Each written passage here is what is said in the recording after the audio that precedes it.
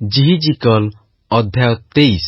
ସଦାପ୍ରଭୁଙ୍କର ବାକ୍ୟ ପୁନର୍ବାର ମୋ ନିକଟରେ ଉପସ୍ଥିତ ହେଲା, ଯଥା, ହେ ମନୁଷ୍ୟ ସନ୍ତାନ, 2 ସ୍ତ୍ରୀ ଥିଲେ, ସେମାନେ ଏକ ମାତାର କନ୍ୟା।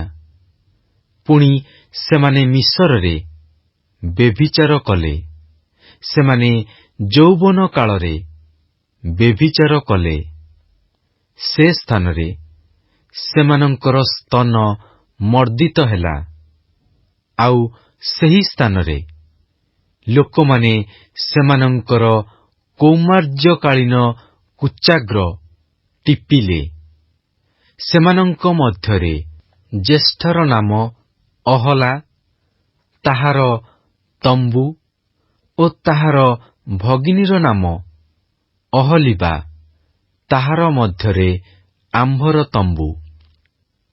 ସେମାନେ ଆମ୍ଭର ହେଲେ ଓ ପୁତ୍ର କନ୍ୟା ପ୍ରସବ କଲେ। ପୁଣି ନାମାନୁସାରେ ସମରିଆ ଅହଲା ଓ ଜିରୁସାଲମ ଅହଲିବା ଅଟେ।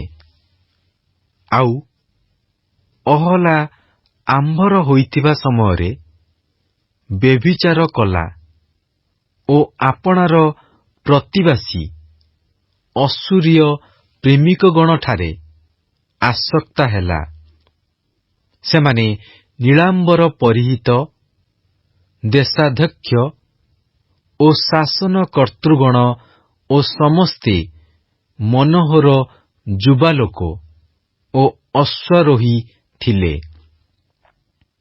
ପୁଣି ସେ ସେମାନଙ୍କର ଅର୍ଥାତ୍ ଅସୁରର ମନୋନୀତ ସକଳ ଲୋକଙ୍କ ସଙ୍ଗରେ ବ୍ୟଭିଚାର କଲା ଓ ସେ ଯେ କୌଣସି ଲୋକ ପ୍ରତି ପ୍ରେମରେ ଆସକ୍ତା ଥିଲା, ତାହାର ପ୍ରତିମାଗଣ ଦ୍ୱାରା ଆପଣାକୁ ଭ୍ରଷ୍ଟା କଲା।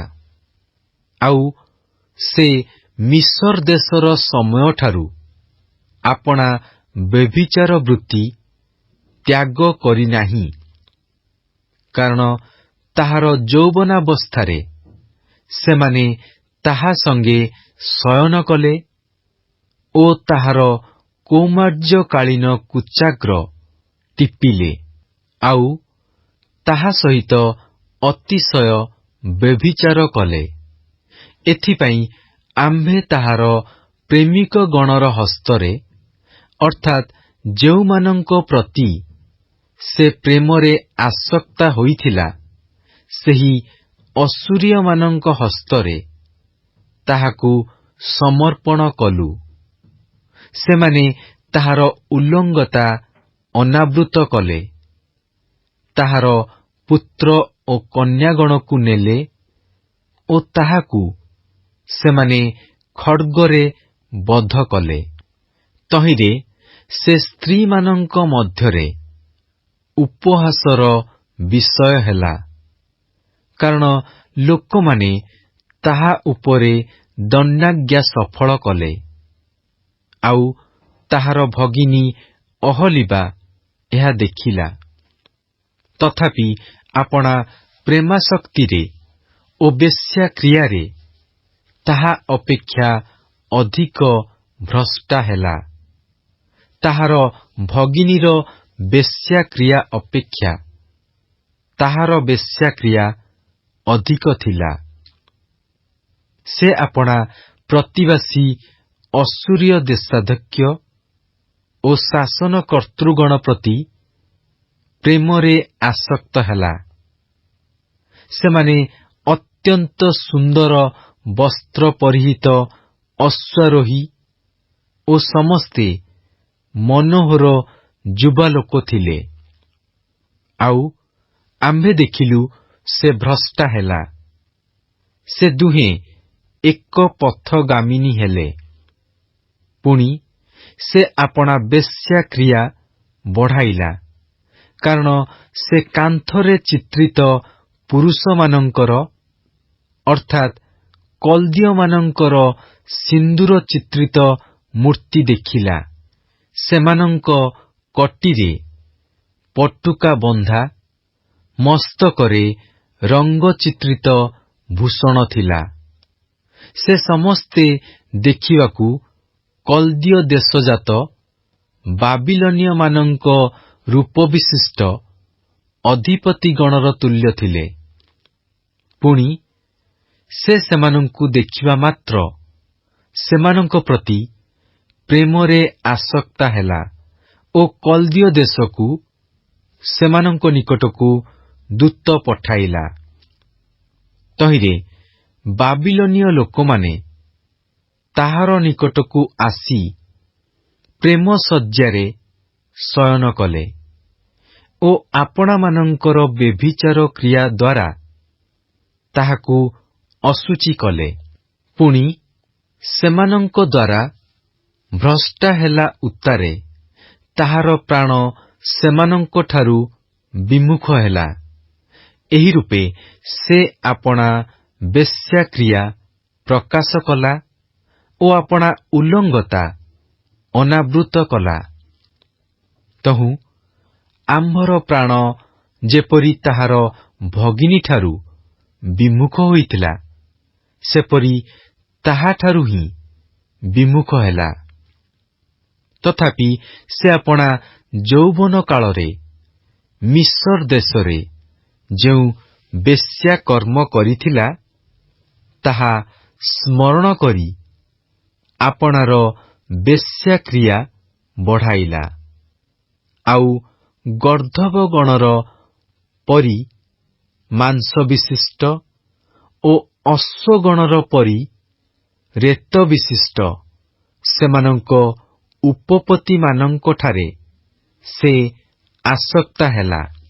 ଏହି ପ୍ରକାରେ ମିସ୍ରୀୟମାନେ ଯେଉଁ ସମୟରେ ଯୌବନକାଳୀନ ସ୍ତନ ବୋଲି ତୁମ୍ଭର କୁଚାଗ୍ର ଟିପିଥିଲେ, ତୁମ୍ଭେ ଆପଣା ଯୌବନ କାଳର ସେହି ଲମ୍ଫଟାଚରଣ ସ୍ମରଣ କରୁଅଛ।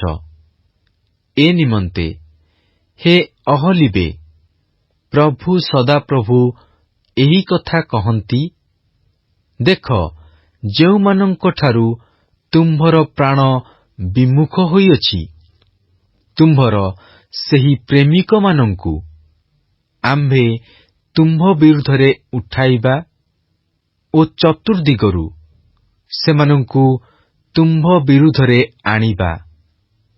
ବାବିଲୋନୀୟମାନଙ୍କୁ ଓ ସମୁଦାୟ କଲ୍ଦୀୟ ଲୋକଙ୍କୁ ପକୋଦ, ସୋୟା ଓ କୋୟା ଓ ସେମାନଙ୍କ ସଙ୍ଗେ ସମୁଦାୟ ଅସୁରୀୟ ଲୋକଙ୍କୁ ଆଣିବା।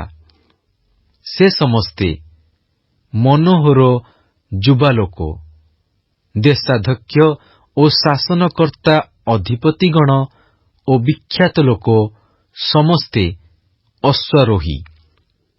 ପୁଣି ସେମାନେ ଅସ୍ତ୍ରଶସ୍ତ୍ର, ରଥ ଓ ଶକଟ ଓ ଗୋଷ୍ଠୀଗଣର ସମାଜ ନେଇ ତୁମ୍ଭ ବିରୁଦ୍ଧରେ ଆସିବେ। ସେମାନେ ସାନ ଓ ବଡ଼ ଢାଲ ଓ ଟୋପର ଧରି ତୁମ୍ଭ ବିରୁଦ୍ଧରେ ଚତୁର୍ଦିଗରେ ଆପଣାମାନଙ୍କୁ ସଜାଇବେ। ଆଉ ଆମ୍ଭେ ସେମାନଙ୍କ ହସ୍ତରେ ବିଚାରର ଭାର ସମର୍ପଣ କରିବା ଓ ସେମାନେ ଆପଣାମାନଙ୍କର ବିଚାରାନୁସାରେ ତୁମ୍ଭର ବିଚାର କରିବେ। ପୁଣି ଆମ୍ଭେ ତୁମ୍ଭ ବିରୁଦ୍ଧରେ ଆମ୍ଭର ଅନ୍ତର୍ଜଳା ରଖିବା। ତହିଁରେ ସେମାନେ କୋପରେ ତୁମ୍ଭ ପ୍ରତି ବ୍ୟବହାର କରିବେ। ସେମାନେ ତୁମ୍ଭର ନାସିକା ଓ କର୍ଣ୍ଣ କାଟି ପକାଇବେ ଓ ତୁମ୍ଭର ଅବଶିଷ୍ଟ ଲୋକମାନେ ଖଡ୍ଗରେ ପତିତ ହେବେ। ସେମାନେ ତୁମ୍ଭର ପୁତ୍ରକନ୍ୟାଗଣକୁ ନେଇଯିବେ ଓ ତୁମ୍ଭର ଅବଶିଷ୍ଟ ଲୋକମାନେ ଅଗ୍ନି ଦ୍ୱାରା ଗ୍ରାସିତ ହେବେ। ସେମାନେ ମଧ୍ୟ ତୁମ୍ଭକୁ ବିବସ୍ତ୍ରା କରିବେ ଓ ତୁମ୍ଭର ସୁନ୍ଦର ଅଳଙ୍କାର ସବୁ ନେଇଯିବେ। ଏହି ରୂପେ ଆମ୍ଭେ ତୁମ୍ଭର ଲମ୍ଫଟାଚରଣ ଓ ମିଶର ଦେଶରୁ ଶିକ୍ଷିତ ତୁମ୍ଭର ବ୍ୟଭିଚାର କ୍ରିୟା ନିବୃତ୍ତ କରାଇବା। ତହିଁରେ ତୁମ୍ଭେ ସେମାନଙ୍କ ପ୍ରତି ଆଉ ଅନାଇବ ନାହିଁ କି ମିଶରକୁ ଆଉ ସ୍ମରଣ କରିବ ନାହିଁ। କାରଣ ପ୍ରଭୁ ସଦାପ୍ରଭୁ ଏହି କଥା କହନ୍ତି, ଦେଖ, ଯେଉଁମାନଙ୍କୁ ତୁମ୍ଭେ ଘୃଣା କରୁଅଛ ଓ ଯେଉଁମାନଙ୍କଠାରୁ ତୁମ୍ଭର ପ୍ରାଣ ବିମୁଖ ହୋଇଅଛି, ସେମାନଙ୍କ ହସ୍ତରେ ଆମ୍ଭେ ତୁମ୍ଭକୁ ସମର୍ପଣ କରିବା। ତହିଁରେ ସେମାନେ ଘୃଣା ଭାବରେ ତୁମ୍ଭ ପ୍ରତି ବ୍ୟବହାର କରିବେ ଓ ତୁମ୍ଭର ସକଳ ପରିଶ୍ରମର ଫଳ ହରଣ କରିବେ, ଆଉ ତୁମ୍ଭକୁ ଉଲ୍ଲଙ୍ଗିନୀ ଓ ବିବସ୍ତ୍ରା କରି ଛାଡ଼ିଦେବେ। ତହିଁରେ ତୁମ୍ଭର ବ୍ୟଭିଚାର ଘଟିତ ଉଲ୍ଲଙ୍ଗତା, ତୁମ୍ଭର ଲମ୍ଫଟାଚରଣ ଓ ବେଶ୍ୟାକ୍ରିୟା ପ୍ରକାଶିତ ହେବ। ତୁମ୍ଭେ ବେଶ୍ୟାର ନ୍ୟାୟ ଅନ୍ୟ ଦେଶୀୟମାନଙ୍କର ଅନୁଗାମିନୀ ହୋଇଅଛ ଓ ସେମାନଙ୍କର ପ୍ରତିମାଗଣ ଦ୍ୱାରା ଅଶୁଚୀକୃତ ହୋଇଅଛ। ଏଥିପାଇଁ ତୁମ୍ଭ ପ୍ରତି ଏହିସବୁ କରାଯିବ। ତୁମ୍ଭେ ଆପଣାର ଭଗିନୀର ପଥରେ ଗମନ କରିଅଛ। ଏଥିପାଇଁ ଆମ୍ଭେ ତାହାର ପାନପାତ୍ର ତୁମ୍ଭ ହସ୍ତରେ ଦେବା। ପ୍ରଭୁ ସଦାପ୍ରଭୁ ଏହି କଥା କହନ୍ତି, ତୁମ୍ଭେ ଆପଣା ଭଗିନୀର ପାତ୍ରରେ ପାନ କରିବ। ତାହା ଗଭୀର ଓ ବଡ଼। ତୁମ୍ଭେ ହାସ୍ୟ ଓ ଉପହାସର ବିଷୟ ହେବ। ସେହି ପାତ୍ର ବହୁତ ଧାରଣ କରଇ ତୁମ୍ଭେ ମତ୍ତତା ଓ ଶୋକରେ ପରିପୂର୍ଣ୍ଣ ହେବ। ବିସ୍ମୟ ଓ ଧ୍ୱଂସରୂପ ପାତ୍ରରେ ତୁମ୍ଭ ଭଗିନୀ ସମରିୟାର ପାତ୍ରରେ ପରିପୂର୍ଣ୍ଣ ହେବ। ତୁମ୍ଭେ ତାହା ନିଗାଡ଼ି ପାନ କରିବ ଓ ତହିଁର ଭଗ୍ନଖଣ୍ଡ ଚୋବାଇ ଆପଣା ସ୍ତନ ବିଦୀର୍ଣ୍ଣ କରିବ। କାରଣ ଆମ୍ଭେ ଏହା କହିଅଛୁ, ଏହା ପ୍ରଭୁ ସଦାପ୍ରଭୁ କହନ୍ତି। ଏହେତୁ ପ୍ରଭୁ ସଦାପ୍ରଭୁ ଏହି କଥା କହନ୍ତି, ତୁମ୍ଭେ ଆମ୍ଭକୁ ପାଶୋରିଅଛ ଓ ତୁମ୍ଭ ପଛଆଡ଼େ ଆମ୍ଭକୁ ପକାଇଅଛ। ଏଥିପାଇଁ ତୁମ୍ଭେ ମଧ୍ୟ ଆପଣା ଲମ୍ଫଟାଚରଣ ଓ ବ୍ୟଭିଚାର କ୍ରିୟାର ଭାର ବହନ କର। ସଦାପ୍ରଭୁ ଆହୁରି ମୋତେ କହିଲେ, ହେ ମନୁଷ୍ୟ ସନ୍ତାନ, ତୁମ୍ଭେ କି ଅହଲାର ଓ ଅହଲିବାର ବିଚାର କରିବ? ତେବେ ସେମାନଙ୍କର ଘୃଣାଯୋଗ୍ୟ କ୍ରିୟାସବୁ ସେମାନଙ୍କୁ ଜ୍ଞାତ କରାଅ। କାରଣ ସେମାନେ ବ୍ୟଭିଚାର କରିଅଛନ୍ତି ଓ ସେମାନଙ୍କ ହସ୍ତରେ ରକ୍ତ ଅଛି ଓ ସେମାନେ ଆପଣାମାନଙ୍କ ପ୍ରତିମାଗଣ ସହିତ ବ୍ୟଭିଚାର କରିଅଛନ୍ତି।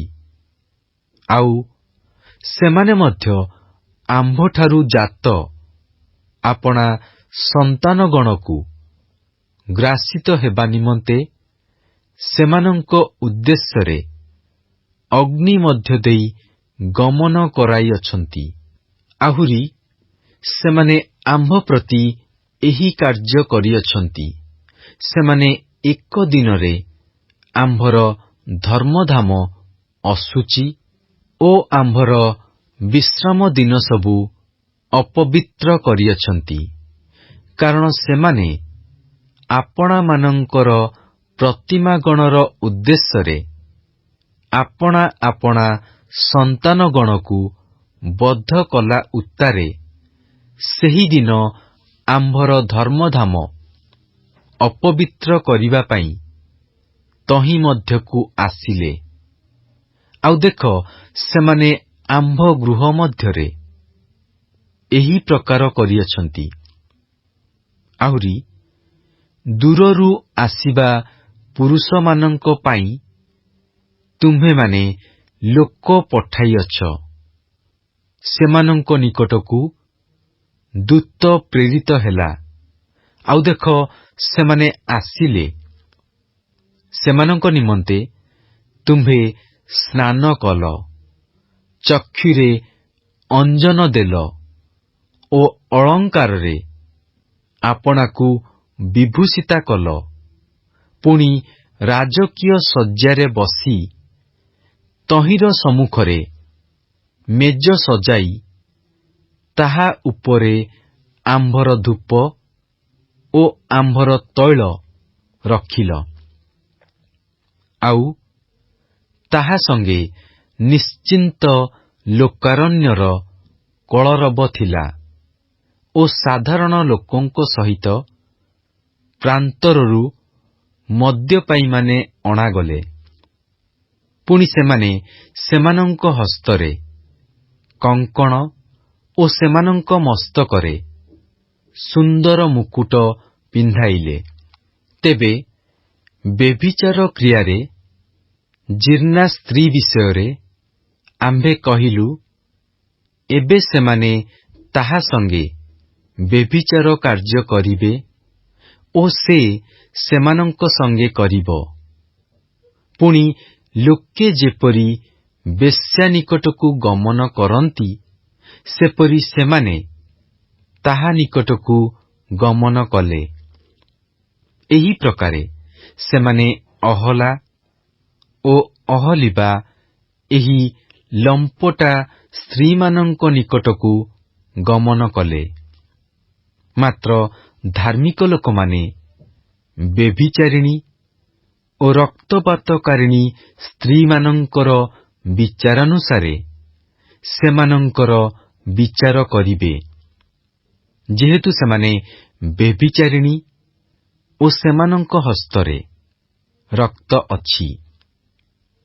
କାରଣ ପ୍ରଭୁ ସଦାପ୍ରଭୁ ଏହି କଥା କହନ୍ତି, ଆମ୍ଭେ ସେମାନଙ୍କ ବିରୁଦ୍ଧରେ ଜନସମାଜ ଆଣିବା, ପୁଣି ଏଣେତେଣେ ଟଳଟଳ ଓ ଲୁଟ୍ଟିତ ହେବା ପାଇଁ ସେମାନଙ୍କୁ ସମର୍ପଣ କରିବା। ପୁଣି ସେହି ସମାଜ ସେମାନଙ୍କୁ ପ୍ରସ୍ତରାଘାତ କରିବେ ଓ ଖଡ୍ଗରେ ବଧ କରିବେ। ସେମାନେ ସେମାନଙ୍କର ପୁତ୍ର କନ୍ୟାଗଣକୁ ବଧ କରିବେ ଓ ସେମାନଙ୍କର ଗୃହ ସବୁ ଅଗ୍ନିରେ ଦଗ୍ଧ କରିବେ।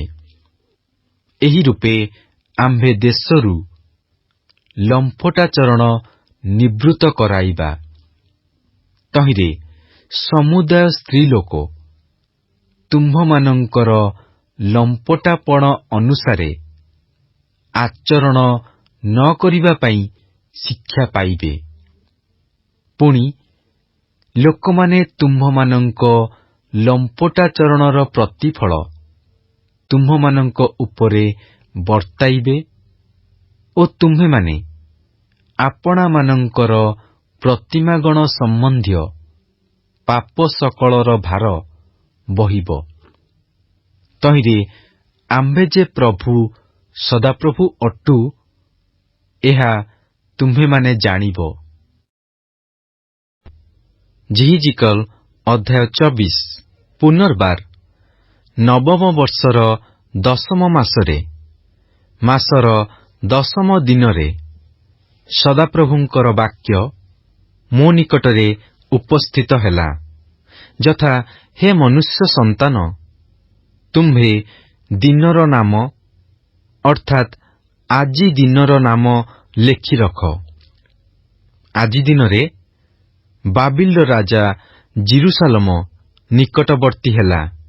ଏଣୁ ତୁମ୍ଭେ ଏହି ବିଦ୍ରୋହୀ ବଂଶର ଉଦ୍ଦେଶ୍ୟରେ ଗୋଟିଏ ଦୃଷ୍ଟାନ୍ତ କଥା କହି ସେମାନଙ୍କୁ କୁହ, ପ୍ରଭୁ ସଦାପ୍ରଭୁ ଏହି କଥା କହନ୍ତି, ହଣ୍ଡା ଚଢ଼ାଅ, ତାହା ଚଢ଼ାଅ ଓ ମଧ୍ୟ ତହିଁ ମଧ୍ୟରେ ଜଳ ଢାଳି ଦିଅ।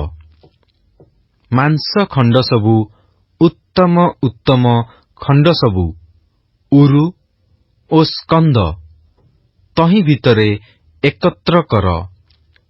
ଭଲ ଭଲ ଅସ୍ଥିରେ ତାହା ପୂର୍ଣ୍ଣ କର। ପଲ ମଧ୍ୟରୁ ଉତ୍ତମ ପଶୁ ନିଅ ଓ ହଣ୍ଡା ତଳେ ଅସ୍ଥି ସବୁ ସଜାଅ।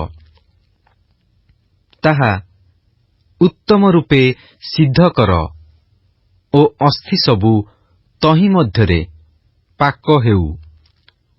ଏହେତୁ ପ୍ରଭୁ ସଦାପ୍ରଭୁ ଏହି କଥା କହନ୍ତି, ସେହି ରକ୍ତପୂର୍ଣ୍ଣା ନଗରୀ, ସେହି ହଣ୍ଡା, ଯହିଁର କଳଙ୍କ ତହିଁ ମଧ୍ୟରେ ଅଛି ଓ ଯହିଁର କଳଙ୍କ ତହିଁ ମଧ୍ୟରୁ ବାହାର ହୋଇନାହିଁ, ସେ ସନ୍ତାପର ପାତ୍ର।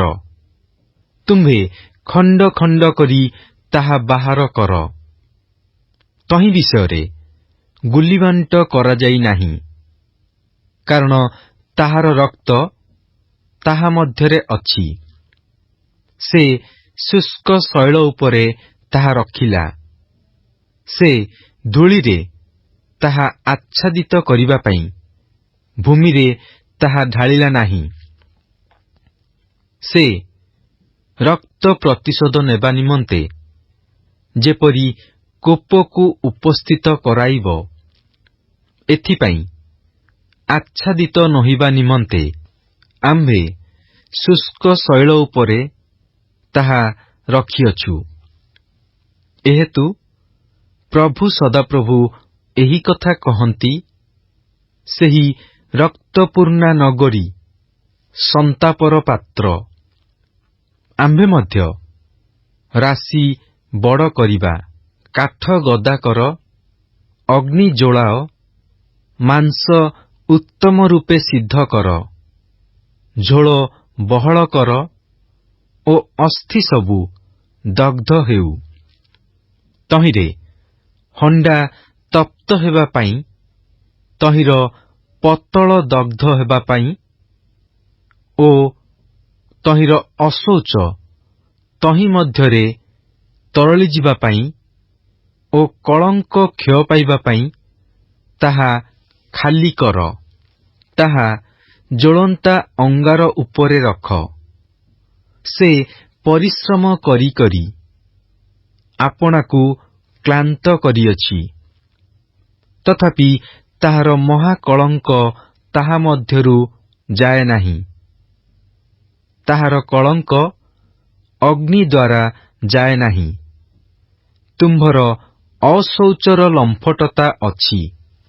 ଆମ୍ଭେ ତୁମ୍ଭକୁ ସୂଚୀ କଲେ ହେଁ ତୁମ୍ଭେ ସୂଚୀ ହେଲ ନାହିଁ। ଏଥିପାଇଁ ତୁମ୍ଭ ଉପରେ ଆମ୍ଭେ ଆପଣା କୋପ ଶାନ୍ତ ନ କରିବା ପର୍ଯ୍ୟନ୍ତ ତୁମ୍ଭେ ଆପଣା ଅଶୌଚରୁ ଆଉ ସୂଚୀକୃତ ନୋହିବ। ଆମ୍ଭେ ସଦାପ୍ରଭୁ ଏହା କହିଅଛୁ, ଏହା ସିଦ୍ଧ ହେବ ଓ ଆମ୍ଭେ ଏହା ସାଧନ କରିବା। ଆମ୍ଭେ ଫେରିଯିବା ନାହିଁ, କିଅବା ଆମ୍ଭେ ଚକ୍ଷୁ ଲଜ୍ଜା କରିବା ନାହିଁ, ଅଥବା ଆମ୍ଭେ ଅନୁତାପ କରିବା ନାହିଁ। ତୁମ୍ଭର ଆଚରଣ ଅନୁସାରେ ଓ ତୁମ୍ଭର କ୍ରିୟାନୁସାରେ ସେମାନେ ତୁମ୍ଭର ବିଚାର କରିବେ। ଏହା ପ୍ରଭୁ ସଦାପ୍ରଭୁ କହନ୍ତି। ଆହୁରି ସଦାପ୍ରଭୁଙ୍କର ବାକ୍ୟ ମୋ ନିକଟରେ ଉପସ୍ଥିତ ହେଲା, ଯଥା, ହେ ମନୁଷ୍ୟ ସନ୍ତାନ, ଦେଖ, ଆମ୍ଭେ ତୁମ୍ଭ ନୟନର ପ୍ରୀତିପାତ୍ରକୁ ଏକ ଆଘାତରେ ହରଣ କରିବା। ତଥାପି ତୁମ୍ଭେ ବିଳାପ କି କ୍ରନ୍ଦନ କରିବ ନାହିଁ, କିଅବା ତୁମ୍ଭର ଚକ୍ଷୁରୁ ଲୋତକଧାର ବହିବ ନାହିଁ। ଦୀର୍ଘ ନିଶ୍ୱାସ ଛାଡ଼, ମାତ୍ର ଉଚ୍ଚ କରି ନୁହେଁ, ମୃତ ଲୋକ ପାଇଁ ବିଳାପ କର ନାହିଁ। ଆପଣା ମସ୍ତକରେ ଶିରଭୂଷଣ ବାନ୍ଧ ଓ ପାଦରେ ପାଦୁକା ପିନ୍ଧ। ତୁମ୍ଭର ଓଷ୍ଠାଧର ଆଚ୍ଛାଦନ କର ନାହିଁ। ପୁଣି ଲୋକମାନଙ୍କର ରୁଟି ଖାଅ ନାହିଁ। ତହିଁରେ ମୁଁ ପ୍ରାତଃକାଳରେ ଲୋକମାନଙ୍କ ସଙ୍ଗେ କଥା କହିଲି, ପୁଣି ସନ୍ଧ୍ୟାବେଳେ ମୋର ଭାର୍ଯ୍ୟା ମଲା। ତହିଁରେ ପ୍ରାତଃକାଳରେ ମୁଁ ଆଜ୍ଞାନୁସାରେ କର୍ମ କଲି। ତହୁଁ ଲୋକମାନେ ମୋତେ କହିଲେ, ତୁମ୍ଭେ ଯେ ଏ ରୂପ କରୁଅଛ, ଏସବୁ ଆମ୍ଭମାନଙ୍କ ପ୍ରତି କଣ, ଏହା କି ଆମ୍ଭମାନଙ୍କୁ କହିବ ନାହିଁ? ତହିଁରେ ମୁଁ ସେମାନଙ୍କୁ କହିଲି, ସଦାପ୍ରଭୁଙ୍କର ଏହି ବାକ୍ୟ ମୋ ନିକଟରେ ଉପସ୍ଥିତ ହେଲା। ତୁମ୍ଭେ ଇସ୍ରାଏଲ ବଂଶକୁ କୁହ, ପ୍ରଭୁ ସଦାପ୍ରଭୁ ଏହି କଥା କହନ୍ତି, ଦେଖ, ତୁମ୍ଭମାନଙ୍କର ବଳର ଦର୍ପ ସ୍ୱରୂପ ଓ ତୁମ୍ଭମାନଙ୍କ ନୟନର ପ୍ରୀତିପାତ୍ର ଓ ତୁମ୍ଭମାନଙ୍କ ପ୍ରାଣର ସ୍ନେହପାତ୍ର ଏପରି ଯେ ଆମ୍ଭର ଧର୍ମଧାମ ଆମ୍ଭେ ତାହା ଅପବିତ୍ର କରିବା। ପୁଣି ତୁମ୍ଭମାନଙ୍କର ଯେଉଁ ପୁତ୍ର କନ୍ୟାଗଣକୁ ତୁମ୍ଭେମାନେ ପଛରେ ଛାଡ଼ି ଯାଇଅଛ, ସେମାନେ ଖड्गରେ ପତିତ ହେବେ। ତହିଁରେ ଆମ୍ଭେ ଯେପରି କରିଅଛୁ, ତୁମ୍ଭେମାନେ ସେପରି କରିବ। ତୁମ୍ଭେମାନେ ଆପଣା ଆପଣା ଓଷ୍ଠାଧର ଆଚ୍ଛାଦନ କରିବ ନାହିଁ, କି ଅବା ଲୋକମାନଙ୍କର ରୁଟି ଖାଇବ ନାହିଁ। ପୁଣି ତୁମ୍ଭମାନଙ୍କର ଶିରଭୂଷଣ ତୁମ୍ଭମାନଙ୍କ ମସ୍ତକରେ ଓ ତୁମ୍ଭମାନଙ୍କ ପାଦୁକା ତୁମ୍ଭମାନଙ୍କ ପାଦରେ ରହିବ। ତୁମ୍ଭେମାନେ ବିଳାପ କି କ୍ରନ୍ଦନ କରିବ ନାହିଁ, ମାତ୍ର ତୁମ୍ଭେମାନେ ଆପଣା ଆପଣା ଅଧର୍ମରେ କ୍ଷୀଣ ହୋଇଯିବ ଓ ଏକ ଜଣ ଆରେକର ନିକଟରେ ବିଳାପ କରିବ। ଏହି ରୂପେ ଜିହିଜିକଲ ତୁମ୍ଭମାନଙ୍କ ପ୍ରତି ଚିହ୍ନ ସ୍ୱରୂପ ହେବେ। ସେ ଯେପରି କରିଅଛନ୍ତି, ତୁମ୍ଭେମାନେ ସର୍ବପ୍ରକାରେ ସେହିପରି କରିବ। ଏହା ଯେତେବେଳେ ଘଟିବ, ସେତେବେଳେ ଆମ୍ଭେ ଯେ ପ୍ରଭୁ ସଦାପ୍ରଭୁ ଅଟୁ, ଏହା ତୁମ୍ଭେମାନେ ଜାଣିବ।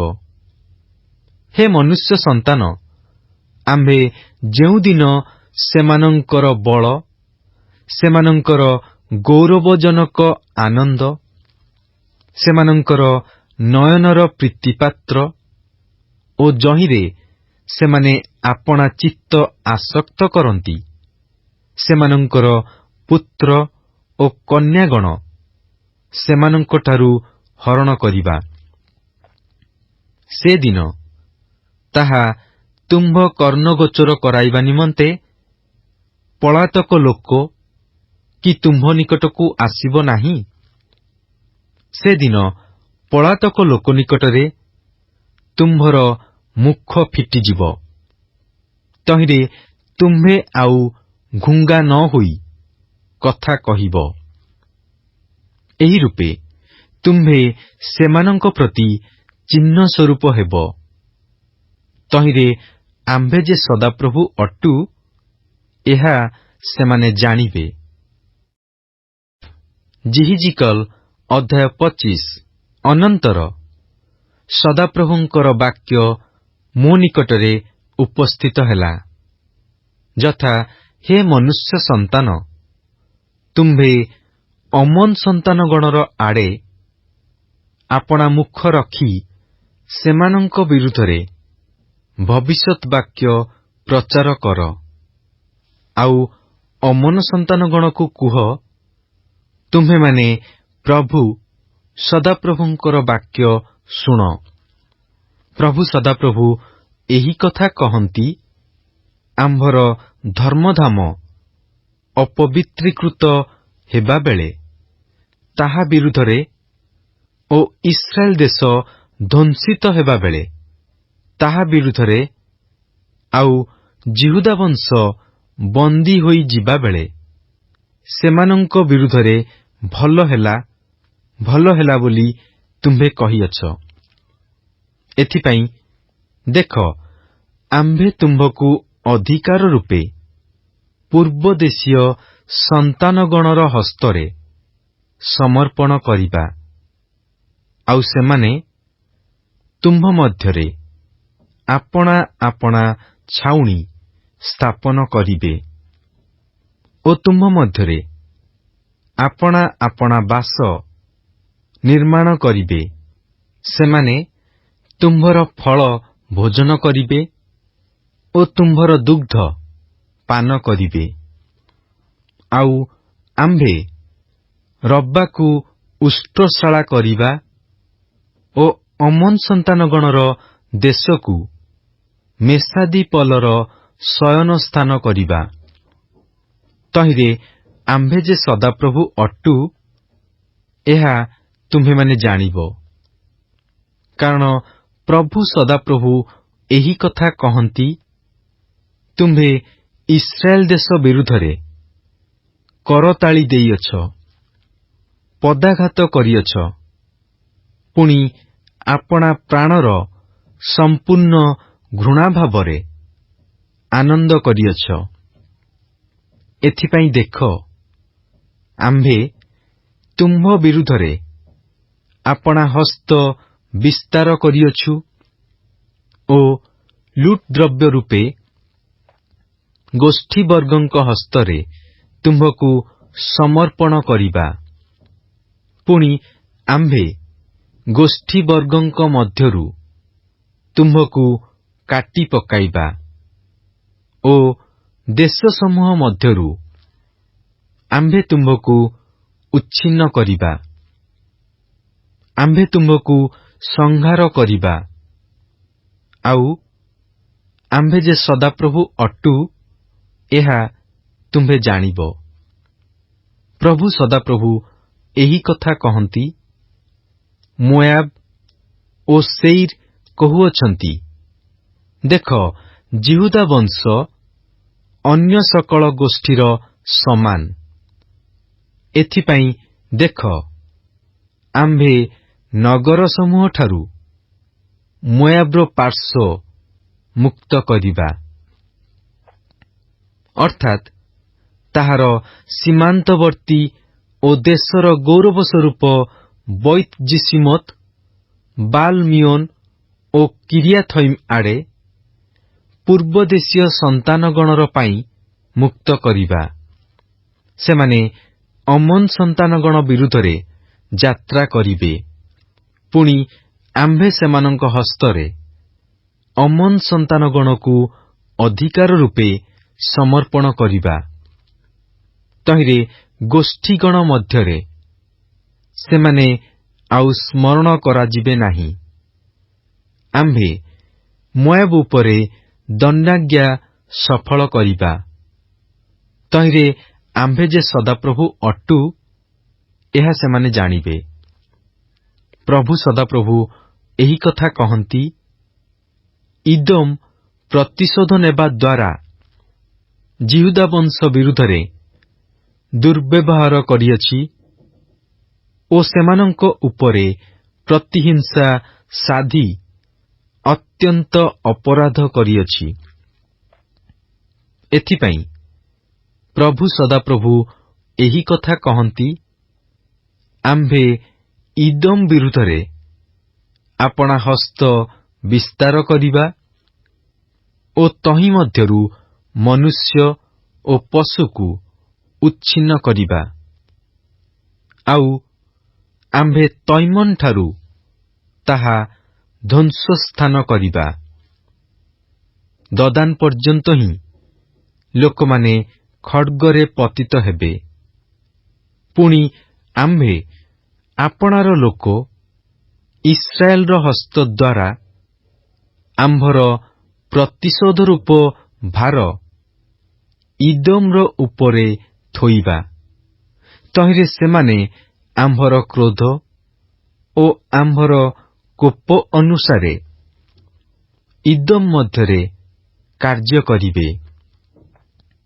ପୁଣି ସେମାନେ ଆମ୍ଭର ଦତ୍ତ ପରିଶୋଧ ଜ୍ଞାତ ହେବେ।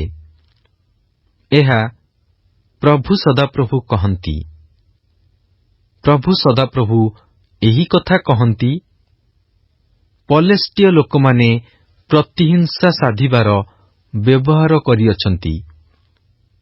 ପୁଣି ଚିର ଶତ୍ରୁତାରେ ବିନାଶ କରିବା ପାଇଁ ପ୍ରାଣର ଘୃଣାରେ ପ୍ରତିଶୋଧ ନେଇଅଛନ୍ତି। ଏଥିପାଇଁ ପ୍ରଭୁ ସଦାପ୍ରଭୁ ଏହି କଥା କହନ୍ତି, ଦେଖ, ଆମ୍ଭେ ପଲେଷ୍ଟୀୟମାନଙ୍କ ବିରୁଦ୍ଧରେ ଆପଣା ହସ୍ତ ବିସ୍ତାର କରିବା, ଆଉ ଆମ୍ଭେ କରଥୀୟ ଲୋକମାନଙ୍କୁ ଉଚ୍ଛିନ୍ନ କରିବା ଓ ସମୁଦ୍ର ତୀରସ୍ଥ ଅବଶିଷ୍ଟ ସକଳକୁ ନଷ୍ଟ କରିବା। ପୁଣି ଆମ୍ଭେ ପ୍ରଚଣ୍ଡ ଭର୍ତ୍ସନା ସହିତ ସେମାନଙ୍କଠାରୁ ଭାରି ପ୍ରତିଶୋଧ ନେବା, ଆଉ ଯେଉଁ ସମୟରେ ଆମ୍ଭେ ଆପଣା ଦତ୍ତ ପ୍ରତିଶୋଧର ଭାର ସେମାନଙ୍କ ଉପରେ ଥୋଇବା, ସେ ସମୟରେ ଆମ୍ଭେ ଯେ ସଦାପ୍ରଭୁ ଅଟୁ, ଏହା ସେମାନେ ଜାଣିବେ। Good morning and prize the Lord. ଆଜି ବାଇବଲ ପଠନ ଦିନ ସଂଖ୍ୟା 137, ଶୁକ୍ରବାର। ଆଜି ଆମ୍ଭେମାନେ ଜେହିଜିକଲ ଭାବବାଦୀଙ୍କ ପୁସ୍ତକ ତାର 23 ପର୍ବ ଠାରୁ 25 ପର୍ବ ପର୍ଯ୍ୟନ୍ତ ପାଠ କରିଅଛୁ। ଆସନ୍ତୁ ପଠିତ ଶାସ୍ତ୍ରାଂଶର ସାରାଂଶକୁ ବୁଝିବା ପାଇଁ ଚେଷ୍ଟା କରିବା। ଜେହିଜିକଲ ଉତ୍ତର ଇସ୍ରାଏଲ ଓ ଦକ୍ଷିଣ ଜିହୁଦାର ପାପକୁ ବ୍ୟଭିଚାର ସହିତ ତୁଳନା କରି କହନ୍ତି ଯେ, ଜ୍ୟେଷ୍ଠ ଭଉଣୀ ସମରିଆ ଉତ୍ତର ଇସ୍ରାଏଲ ଓ ସାନ ଭଉଣୀ ଜେରୁସାଲମ ଦକ୍ଷିଣ ଜିହୁଦା ଏକ ସମାନ ଅଟନ୍ତି। ଜେହିଜିକଲ ବନ୍ଦୀ ହୋଇଯିବାର 9ମ ବର୍ଷର ଅକ୍ଟୋବର ମାସର 10ମ ଦିନରେ ନଗରଟି ଅବରୋଧ କରାଗଲା ଏବଂ 11ତମ ବର୍ଷର ଏପ୍ରିଲ ମାସର 9ମ ଦିନରେ ତଥା 586 BCରେ ଜେରୁସାଲମ ସମ୍ପୂର୍ଣ୍ଣ ରୂପେ ବିନଷ୍ଟ ହେଲା ବା ଜେରୁସାଲମର ପତନ ହେଲା। ଅନନ୍ତର ଜେରୁସାଲମ ନବୁକଦନେସ୍ସରର ତୃତୀୟ ଆକ୍ରମଣ ସମୟରେ ବିନଷ୍ଟ ହେଲା। ବାବିଲୋନରେ ଜେହିଜିକଲଙ୍କ ସ୍ତ୍ରୀର ମୃତ୍ୟୁ ମଧ୍ୟ ଜିହୁଦାର ବିନାଶ ବିଷୟରେ ଏକ ପୂର୍ବ ଆଭାସ ଦେଇଥିଲା। ଜିହୁଦା ବିନଷ୍ଟ ହେବାର ବିଷୟ ପ୍ରଭାତରେ ଲୋକମାନଙ୍କ ନିକଟରେ ଘୋଷଣା କରାଗଲା ଓ ସନ୍ଧ୍ୟା ସମୟରେ ଜେହିଜିକଲଙ୍କ ସ୍ତ୍ରୀ ମୃତ୍ୟୁବରଣ କଲେ। ଜେହିଜିକଲ ଭବିଷ୍ୟତ ବକ୍ତା ତାଙ୍କ ସ୍ତ୍ରୀଙ୍କ ମୃତ୍ୟୁ ମାଧ୍ୟମରେ ତାଙ୍କ ପ୍ରିୟ ଦେଶର ବିନାଶ ପାଇଁ ଗଭୀର ଯନ୍ତ୍ରଣା ଅନୁଭବ କଲେ। ଜେରୁସାଲମ ବିନଷ୍ଟ ହେଲା। ଉତ୍ତାରେ ଜେରୁସାଲମ ଚତୁଃପାର୍ଶ୍ୱସ୍ଥ ଦେଶ ଯଥା ଆମନ, ମୋୟାବ, ଇଦୋମ, ପଲେଷ୍ଟୀୟ ଓ ସିଦୋନର ବିନାଶ ସମ୍ବନ୍ଧରେ ମଧ୍ୟ ଭବିଷ୍ୟତବାଣୀ କରାଗଲା। ଏହା ବିଜାତି ଦେଶଗୁଡ଼ିକ ସମ୍ବନ୍ଧରେ ଜେରେମିୟଙ୍କ ପ୍ରତି ପ୍ରକାଶିତ ଭବିଷ୍ୟତବାଣୀର ଅନୁରୂପୀ ଅଟେ। ଏହି ବିଜାତି ଦେଶଗୁଡ଼ିକ ଈଶ୍ୱରଙ୍କ ଲୋକମାନଙ୍କ ଦୁଃଖଭୋଗ ଓ ବନ୍ଦିତ୍ୱକୁ ଯିବାର ଦେଖି ଆନନ୍ଦିତ ହୋଇଥିଲେ ଓ ସେମାନଙ୍କ ବିନାଶରେ ସେମାନେ ନିଜର ଲାଭକୁ ଦେଖିଥିଲେ। ଏଣୁ ସେମାନଙ୍କ ବିରୁଦ୍ଧରେ ଏହି ବିଚାରର ଭବିଷ୍ୟତବାଣୀର ବାକ୍ୟ ଦିଆଗଲା। ଗୁରୁତ୍ୱପୂର୍ଣ୍ଣ ବିଷୟ ହେଉଛି ଯେ, ଏହି ବିଜାତି ଦେଶଗୁଡ଼ିକର ବିଚାର ହେଉଛି ଇସ୍ରାଏଲର ଅବଶିଷ୍ଟାଂଶ ଲୋକମାନଙ୍କର ପୁନଃସ୍ଥାପନ ଜନିତ ଈଶ୍ୱରଙ୍କ ପରିତ୍ରାଣର କାର୍ଯ୍ୟ। ଏହା ଥିଲା ଆଜିର ପଠିତ ଶାସ୍ତ୍ରାଂଶର ସାରାଂଶ। ଖ୍ରୀଷ୍ଟଙ୍କ ଠାରେ ଏକତ୍ର ଏହା କି ଆଶୀର୍ବାଦର ବିଷୟ ଅଟେ। ଆଜିର ପଠନରେ ପ୍ରଭୁ ଆମ ପ୍ରତ୍ୟେକଙ୍କୁ ଆଶୀର୍ବାଦ କରନ୍ତୁ।